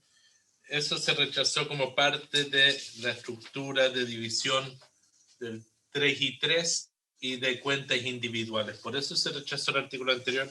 Y aquí de lo que está diciendo, esto es para la inversión de las cuentas individuales, que es la parte que está planteada acá. Nosotros no somos partidarios. Propongo que podamos, Presidenta, votar de forma económica este capítulo y el capítulo de las cooperativas para seguir avanzando. Parto y acá reiterar que hay un debate que vamos a seguir, esperamos, en la comisión mixta, que lo hemos reiterado una y otra vez. Vamos a poner... Señor ministro. Quisiera, Presidenta, a esta altura del debate, que si quizás Pilar pudiera irlo viendo en paralelo o lo resolvemos al tiro, porque los artículos 30, 31, 33, 34 y 72 son todos relativos a la forma de cómo regular la participación de los agentes de inversión de ahorro previsional adicional, que están en torno al debate que estamos teniendo, y si podemos agruparlos en una sola votación, sin perjuicio que ahora el que estamos viendo, usted lo haga aparte, pudiéramos agruparlas todas. Y volver a reiterar, Presidenta, porque no quisiera yo que quedara duda alguna, a nuestro juicio no hay ninguna forma, ninguna posibilidad en el texto que se está viendo de que las administradoras de fondos previsionales puedan, bajo formas directas o indirectas, Presidenta, intervenir en la administración del porcentaje adicional de la cotización. Ministro, ya que usted lo reitera, ¿qué pasa en la etapa pasiva? 24 y ahí el 72. Respecto de la administración del adicional y la participación de las AFP. Quiero decir, el minuto en que la persona se jubila. ¿Quién administra esa plata? 34 y 72. ¿Se entiende mi consulta, ministro? Sí. Presidenta, el sector pasivo, ya sea que se jubile de forma vitalicia o de forma pactada, va a tener, respecto a la inquietud suya, las mismas limitaciones. O sea, no hay una forma como tampoco pudieran las administradoras entrar allí en los términos en que está en la etapa activa. Miguel Pelayo quiere profundizar, señora Presidenta, en este tema para claridad de su pregunta. Más. Adelante, Miguel. Gracias, Presidenta, por su medio. Palabras muy sencillas, y entendiendo que esto es parte de un debate mucho más grande, lo que se busca acá es que la administración de 6% la tiene la agencia, la licita como lo explicó el ministro, y cuando llega el momento de la jubilación van a seguir las mismas modalidades de pensión que hoy día están reconocidas en la ley, y la administradora de fondos de pensiones solamente va a actuar como un concentrador de los recursos, como una especie de ventanilla única, pero no hay ninguna intervención de administración de esos recursos. Es solamente concentra y entrega la pensión que corresponda. Y cobra. Miguel, y cobra una comisión también cuando tú ya estás pensionado por esos fondos. Sí, pues. Solo en el caso del retiro programado. Pero Yo eso creo que... actuales, pero eso para efecto de la claridad solo en el caso del retiro programado. Yo ahí quiero volver, y ministro, es súper importante para nosotros y además creo que representar el espíritu de todos, que queremos sacar adelante una reforma de pensiones de verdad. En ese ánimo estamos conversando, la claridad sobre el avance respecto de lo que estuvo en la Cámara, nuestra propuesta justamente para encaminar la mixta. En ese sentido van las preguntas y también le agradecemos la respuesta, pero efectivamente en la etapa pasiva hay una participación. Por eso nosotros planteamos que el que consolide la pensión sea el ente público, es parte de la propuesta de separación de función, y donde yo creo que además hay algunas cosas donde estamos encaminados, si es que hay voluntad efectivamente dar paso. Así que voy a someter a votación el artículo 30 en conjunto y podemos, yo creo que, hacer una votación económica. Entiendo que en esto el senador Letelier y la senadora Carvajal estamos los tres por rechazar. Y consulto a los colegas Galilea y Maricel Berger, que imagino que están a favor. A favor yo, por lo menos. Sí, es a favor. Entonces, se rechaza el numeral, perdón, el artículo 30 con sus dos numerales. Entonces, yo propongo, Presidenta, que podamos hacer la votación del artículo 31, o de la página 286, hasta el artículo, no quiero cometer un error, hasta el artículo 231, disculpe, hasta la página 293. 293. Con su venia, Presidenta, yo le había formulado una propuesta más amplia, no sé si la... Pero lo podemos hacer rápido, ministro. Esto tiene que ver con el mismo argumento que hemos usado en las cajas de compensación, pero respecto a las cooperativas. Salvo, Presidente, el artículo 32 que se refiere al impuesto a la renta, que es un tema distinto. Que por eso lo dejé fuera, precisamente. Sí, yo estoy refiriéndome al artículo 31. En todo su... Presidente, entonces solo el artículo 31 lo pone en votación. 30 y 31.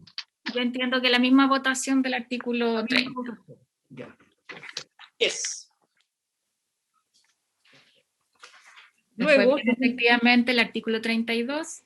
32 es sobre modificación a la ley sobre impuesto a la renta. Eso estaba en el listado, si no me equivoco, Presidenta. Ahí,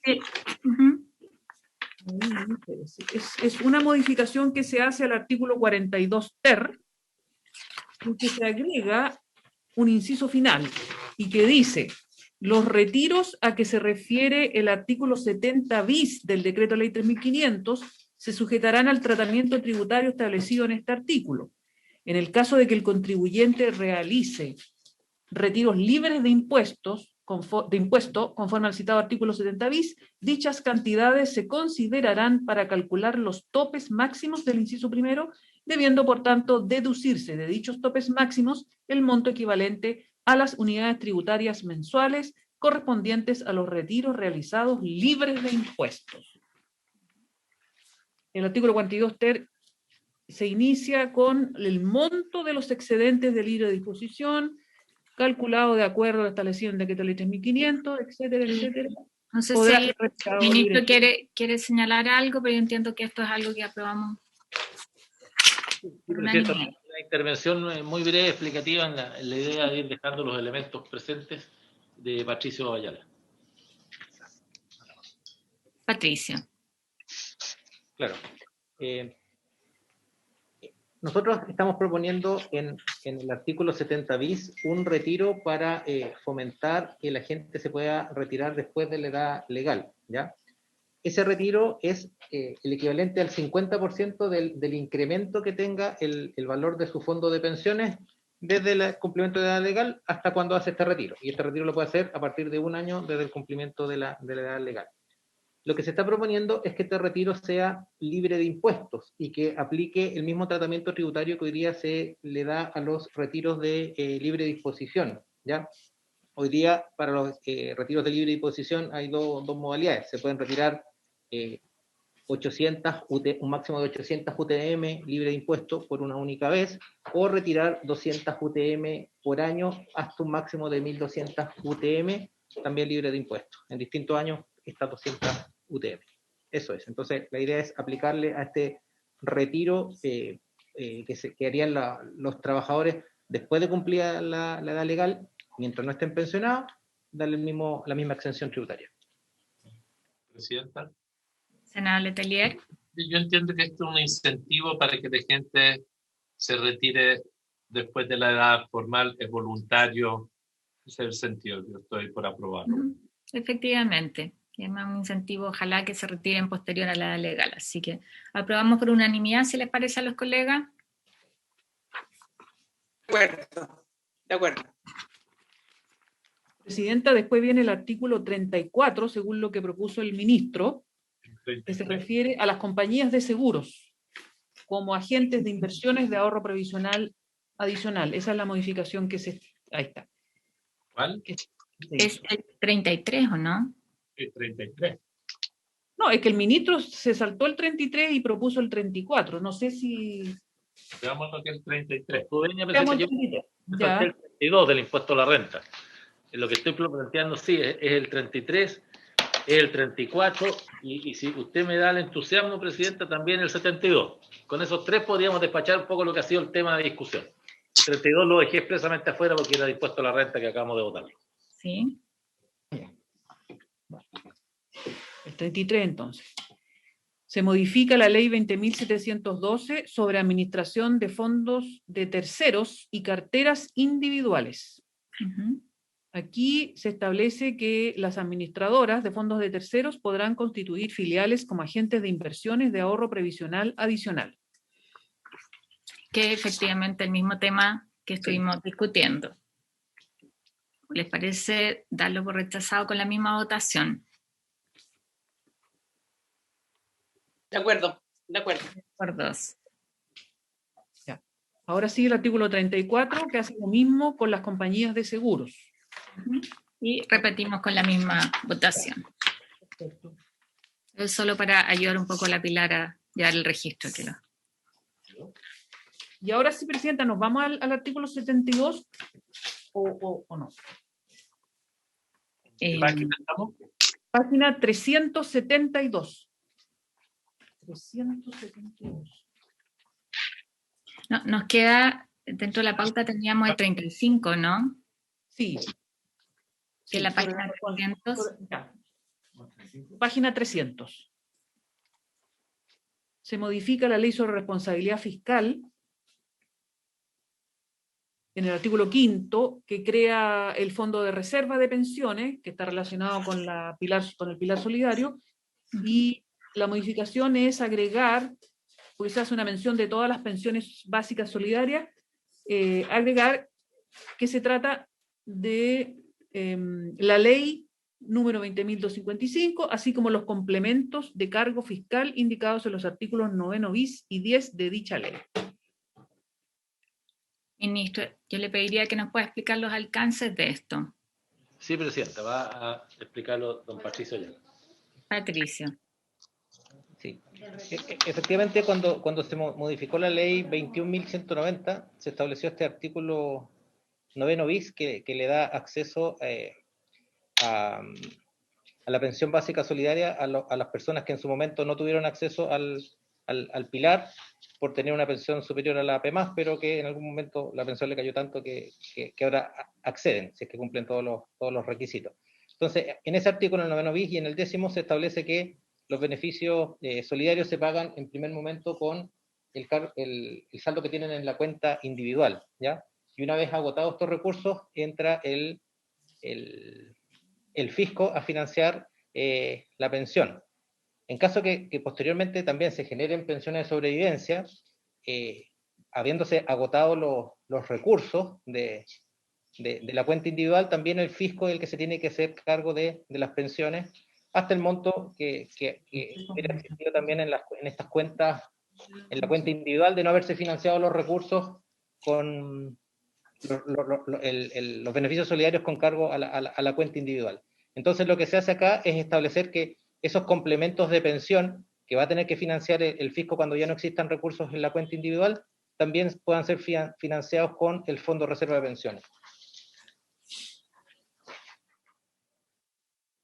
Presidenta. Senador Letelier. Sí. Te diría para tratar de entender todo. No recuerdo en qué artículo estuvo cuando se cambió el sistema de financiamiento, cuando se hizo el final del 2019, principio de 2020, donde se cambió la forma de pago. No sé si nos puede, de la ley, entiendo que la 20.128. No sé si el subsecretario nos puede indicar aquello. La razón que me inquieta es lo siguiente. se nos dijo en ese tiempo, hace un año, de que las estrecheces fiscales eran dramáticas, que eran horribles, que era imprevisible el mundo y las finanzas públicas. Y por ello que la única forma de lograr aumentar la pensión básica solidaria al nivel de pobreza era de que la gente tuviera que usar sus fondos primero y después que entrara a operar los fondos públicos que están en la ley de presupuesto. Entonces, quiero plantear, primero saber dónde está ese artículo, por qué lo quiero plantear, porque de repente aparecieron holguras y quedó de que parece que no era tan dramática la situación fiscal. ¿Y por qué la inquietud? Esto es un tema sistémico. Si el Estado va a tener que hacerse cargo de todo el saldo, tiene por un lado la ventaja de que, para efectos, y es un tema que hemos hablado con el senador Galilea muchas veces, no quedan platas para las herencias, y algo que creo que tendemos a compartir, que la gente ahorra para tener una pensión y no para dejar plata para herencia de otros. Es una ventaja por un lado. Pero la desventaja es que le agrega una responsabilidad al Estado muy grande posteriormente. El que, si he entendido bien, ahora ese financiamiento que era de cargo fiscal, ahora se lo carguemos a otro fondo, el fondo de reserva, me inquieta profundamente, porque el fondo de reserva tiene otro sentido, no es para el gasto corriente de la pensión básica solidaria, que es como yo entiendo lo que aquí se está planteando. Quizá lo entendió mal, pero así lo entiendo y creo que no corresponde. Por eso me interesa que me puedan clarificar. Le damos la palabra al Ejecutivo. Parece que Pedro. Sí, gracias, Presidenta. A ver, son varios puntos ahí y voy a tratar de dar respuesta a todos los puntos que plantea el senador Letelier por su intermedio, Presidenta. Respecto del tema de por qué se hizo el cambio y primero se utilizan los recursos que están en las cuentas individuales y luego se utilizan los recursos, se complementan con los recursos de parte del fisco. Es un tema que lo hablamos algunas sesiones atrás y la entonces ministra Saldívar lo aclaró en el sentido que esto tenía varios objetivos. Uno de ellos también era el tema de las herencias, ¿sabes? No queríamos estar financiando eventuales herencias con recursos fiscales el día de mañana, entonces primero utilizamos los recursos propios de las personas y luego vamos a ir utilizando los recursos estatales para seguir pagando las pensiones. También, respecto del tema del fondo de reserva, el fondo de reserva son platas públicas, son platas también fiscales, por consiguiente estamos ocupando platas fiscales desde un fondo y otro. Es una pregunta más para Hacienda probablemente, pero es un tema de ordenación desde qué fondo u otro se van sacando los dineros, pero en todo caso estamos hablando de platas públicas en un caso y en el otro.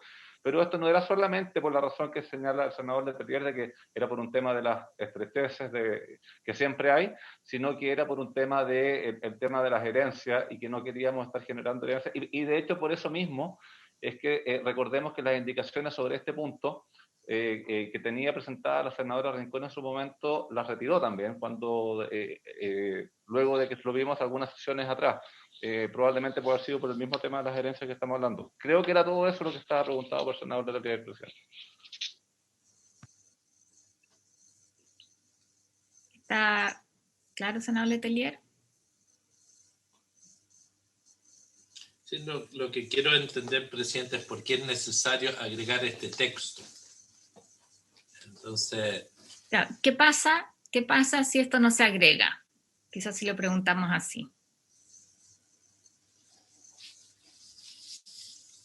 Al Ejecutivo.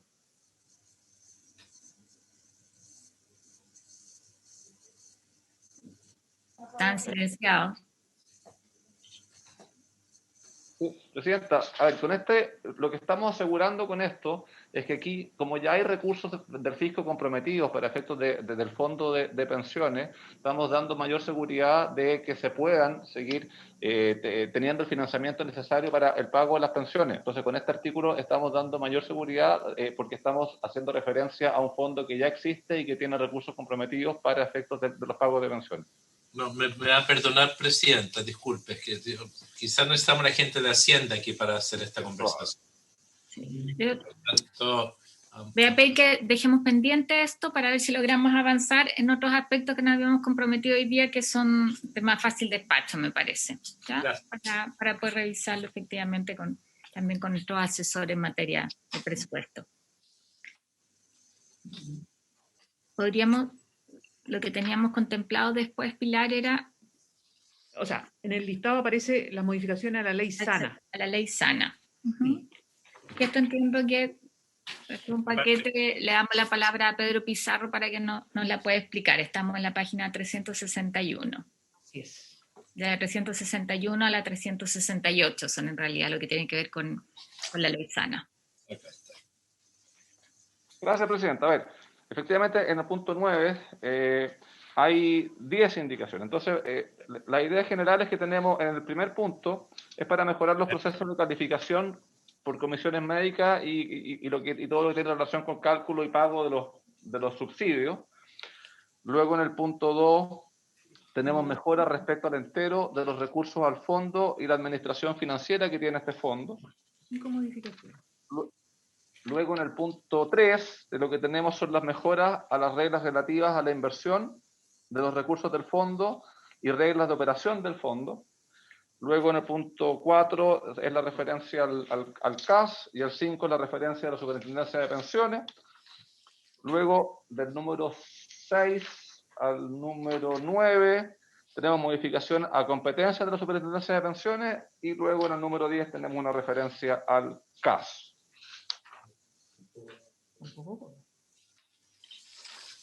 Entiendo que todas estas modificaciones, independientes del cambio de nombre que se pueda hacer en el diseño final, lo que buscan es que sea el ente público el que se haga cargo de la ley sana del seguro. Hoy día hay que recordar ahí que lo hacen las mutuales, ¿no es cierto? Y eso tiene que ver con el origen de la cotización. Si estoy entendiendo bien, secretario. Así es, Presidenta. Exactamente como usted dice. Presidenta. Senador Letelier. Pediría que lo podamos ir haciendo por parte. Como la revisó tan rápido Pedro, no quiero que se nos pase algo en particular. Es que entiendo que el numeral 1 tiene que ver con el proceso de calificación. ¿Es solo eso? Sí, si quiere vamos votando por número.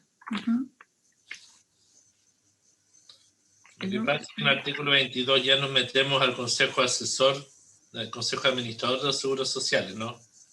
Sí.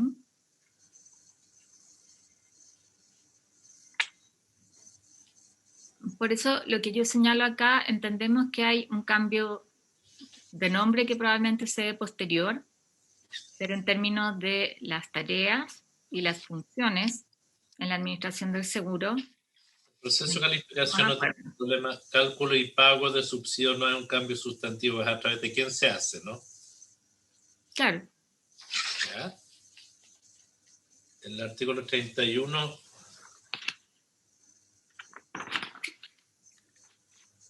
El entero de los recursos del fondo. ¿Dónde llegan eso? ¿Será del Consejo ya? Claro, porque insisto que hoy día esto lo reciben las mutuales, por el origen del fondo, porque este era un financiamiento que tenía un objetivo distinto en su origen. Y el 32 es la administración financiera del fondo. Estará a cargo del Consejo Administrador de Seguros Sociales.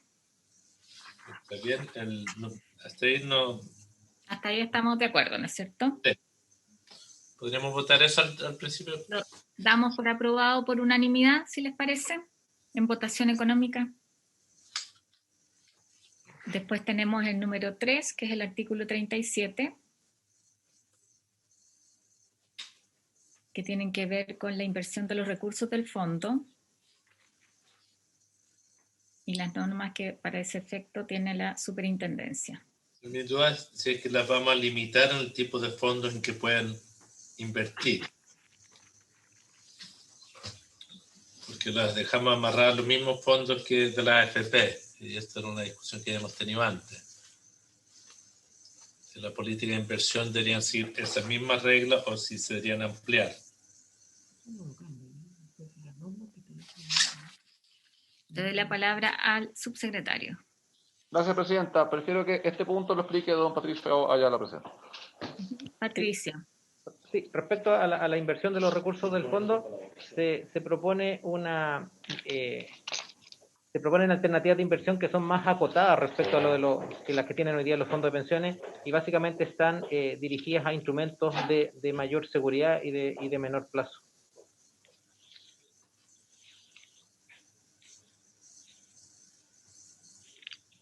No debería eso ser algo, le voy a preguntar al senador Galilea en este tema. Si va a ser el CAS el que va a definir las políticas de inversión, va a estar a cargo de la administración financiera, ¿es bueno que lo dejemos tan constreñido en qué instrumentos pueden usar? ¿Hay alguna razón para limitarlos? ¿No solamente instrumentos de más corto plazo? No Le damos la palabra al senador Galilea, como nuestro experto. No, yo no soy nada de experto, Presidenta, pero acá hemos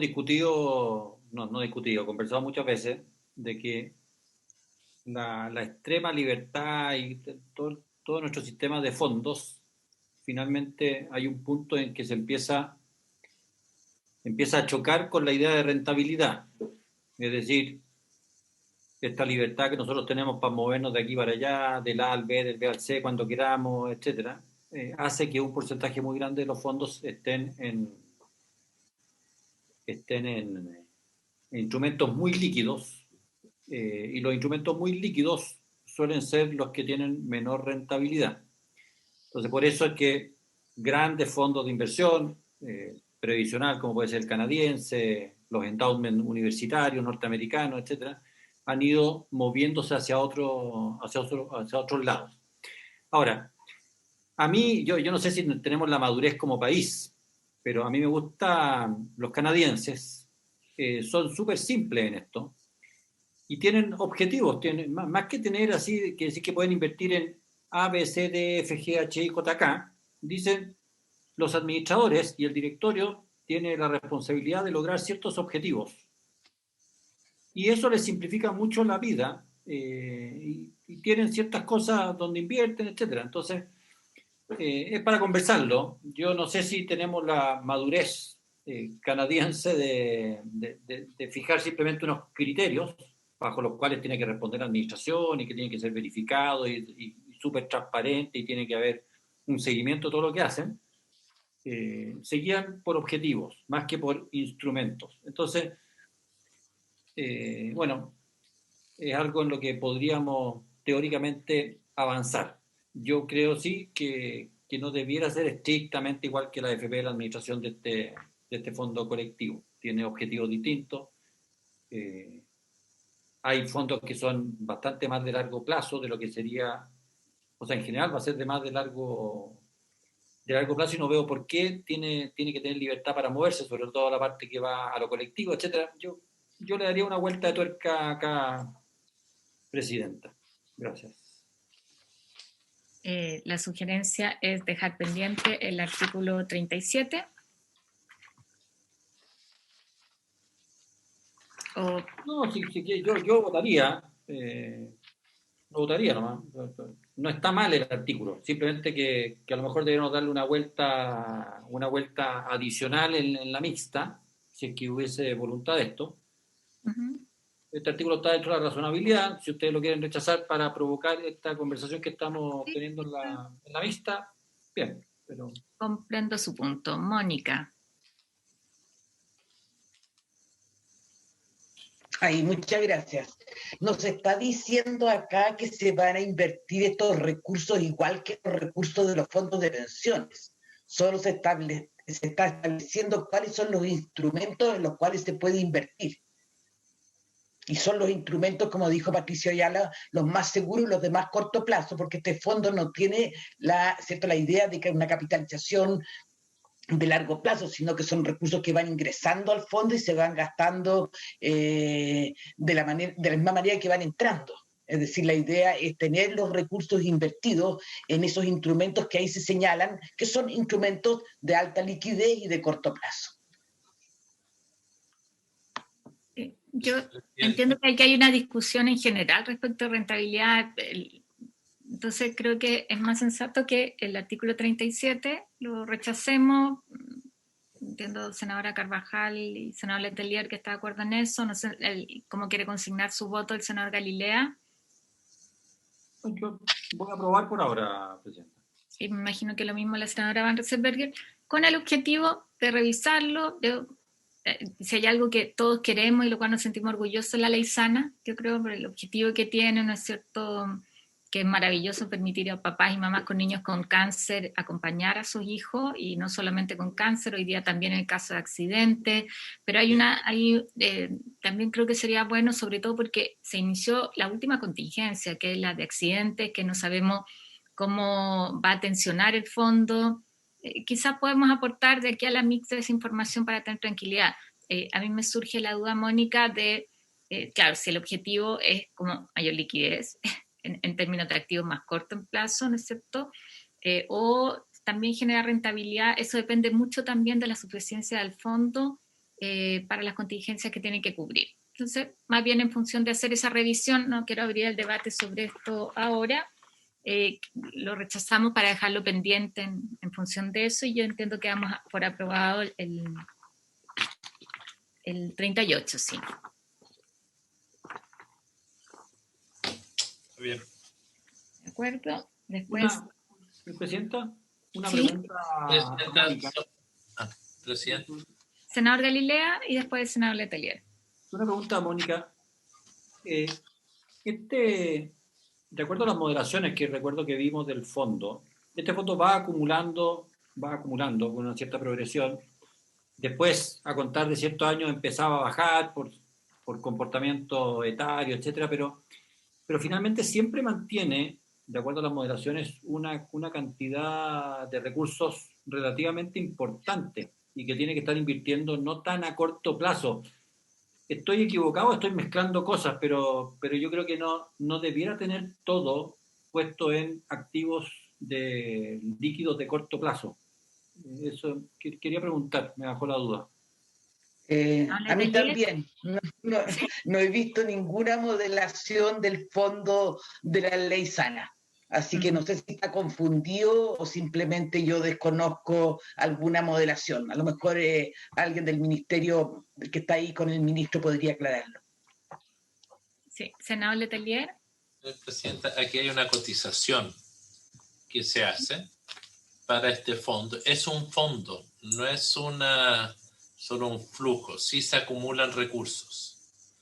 En Así esa acumulación de recursos no es una caja pagadora, eso es lo que quiero plantear, no entra todo, y por tanto se tiene que usar diferentes instrumentos de inversión. Entiendo la inquietud de Mónica, que cree que es mejor los instrumentos de corto plazo, más seguros, lo que planteaba la representante que nos acompaña. Creo que es algo discutible, esto es lo que quiero plantear, porque es un fondo, aquí lo estamos armando de otra forma el fondo ahora, y entiendo que aquí la mayor modificación del artículo 37, lo estamos rechazando para provocar la discusión después, es si es que las normas que establecen los criterios de elegibilidad de los instrumentos son determinados por el Ministerio de Hacienda o si son determinados por la Superintendencia de Pensiones, previo informe del Consejo Técnico de Inversiones. Lo estamos rechazando para provocar la discusión después, para ver cuál es la mejor forma de que este fondo nos dé más seguridad. Entiendo que eso es lo que queremos. Por eso, a mí me parece que es razonable dejarlo pendiente para tener todos claridad. Insisto en que valoramos mucho el que se esté ordenando además la administración de este seguro. Sí, claro. Después teníamos, Pilar, la operación del fondo. Claro, eso lo dimos por aprobado por unanimidad, que es el número 38. Sí. Y entiendo que el número 4 y 5 son adecuaciones Sí. Más Aprobado. bien formales. Después tenemos la facultad de la Superintendencia de Pensiones. Sí, dentro de la misma ley sana. Pero dentro de la ley sana, ¿no? No, ya pero- no están dentro de la ley sana, sino que son no. Superintendencia de Seguridad Social Exactamente, y de pasamos las sanciones penales, Sí, que pasamos son a la- sí. hasta el numeral 10, me parece, tiene que ver con ese tema. Ah, no, parece que están dentro de sana, perdón. ¿Sí? No, ¿Sí? parece que son parte de sana. Sí, presidenta, su parte de sana. Perdón. Mi error también. Uh-huh. Subsecretario, ¿tienen que ver todos con el SANA? Mira, por los números que se Hasta el número 10. Hasta el número... Sí, hasta el número 10, presidenta. ¿Y son más bien adecuaciones entonces? Si le da atribución a la SUPE, hoy día no tiene. A ver, ¿se le dan alguna atribución a la Superintendencia de Pensiones que hoy día no tiene, presidenta? Y establece posibilidad... Perdón, presidente. Sí, termine subsecretario, no hay problema. Y también facultades a la suceso, facultades respecto de eventuales apelaciones que puedan haber.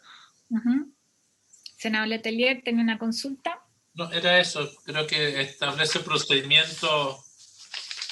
Primero, ¿quién es responsable? Poner la facultad de la superintendencia una mayor responsabilidad. El artículo 43 de apelaciones y reclamaciones, y parece bien, y hace la adecuación con el Consejo Asesor de Seguros Sociales o el Instituto. Está bien.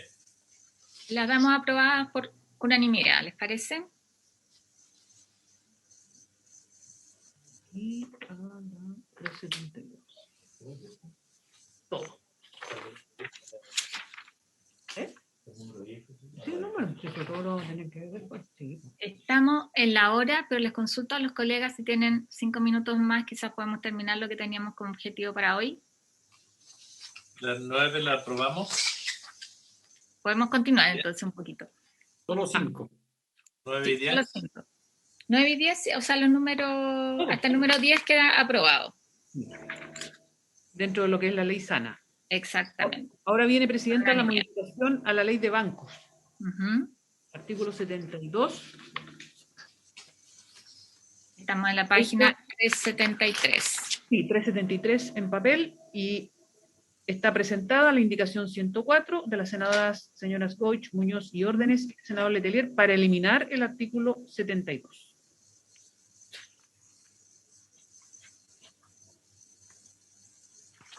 Presidente, es lo mismo de la política de inversión. Exacto. Entonces, damos por aprobada la indicación 3x2, si les parece a los colegas. Feliz. Después tenemos el artículo 73. Artículo 73. Que son adecuaciones de la planta de funcionarios. Sí, de la superintendencia de pensiones. No. Eso hay que rechazarla porque el superintendente, no. Vamos a ver qué dice Patricia Ayala, esa era la idea. Dice el superintendente, ¿quién tiene ahí? Presidenta, le entrego porque va a tener una defensa mucho más clara respecto al tema. Patricia Ayala, la palabra en este punto, presidenta. Estamos ansiosos de escucharlo, Patricia. Pero es incumbente, sí. Sí, yo creo que es discutible, puede haber conflicto de interés aquí. Total. No, lo que se está haciendo es creando en otro artículo la Intendencia de Protección de los Afiliados y Beneficiarios, ¿ya? Que la idea es que los afiliados, o sea, que todo lo que tenga que ver con atender las consultas, los reclamos de los afiliados,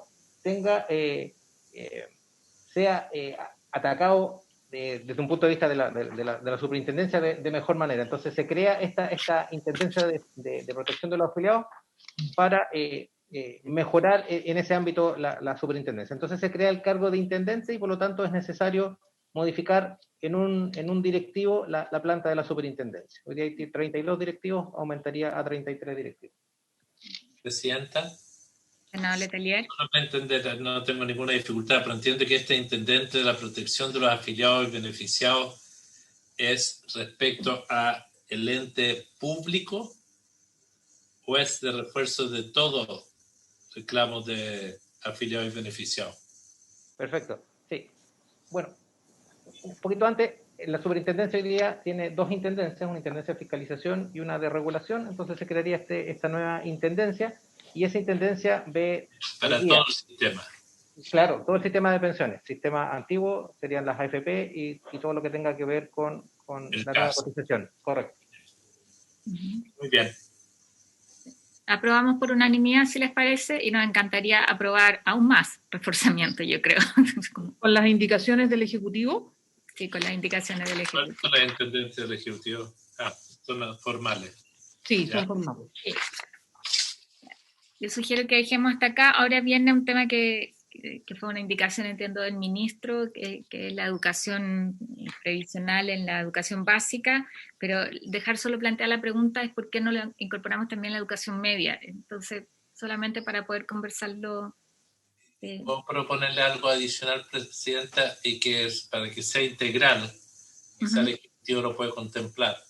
Es que sería no solamente la formación en materias previsionales, sino en laborales y previsionales, de un conjunto. O sea, también me parece bien que son una materia de los objetivos transversales de la básica y la media, debería ser sobre derechos laborales y obligaciones previsionales. Eso podemos quizás traer para mañana una redacción que lo incluya. Yo entiendo que en eso todos compartimos, ¿no es cierto?, el objetivo. Les agradezco a los colegas y a todo el equipo que ha estado acompañando, también subsecretario, al equipo del Ejecutivo, y quedamos citados para mañana de 10 a 12. Muy bien. Gracias a todos. Muy buenas tardes. Buenas tardes.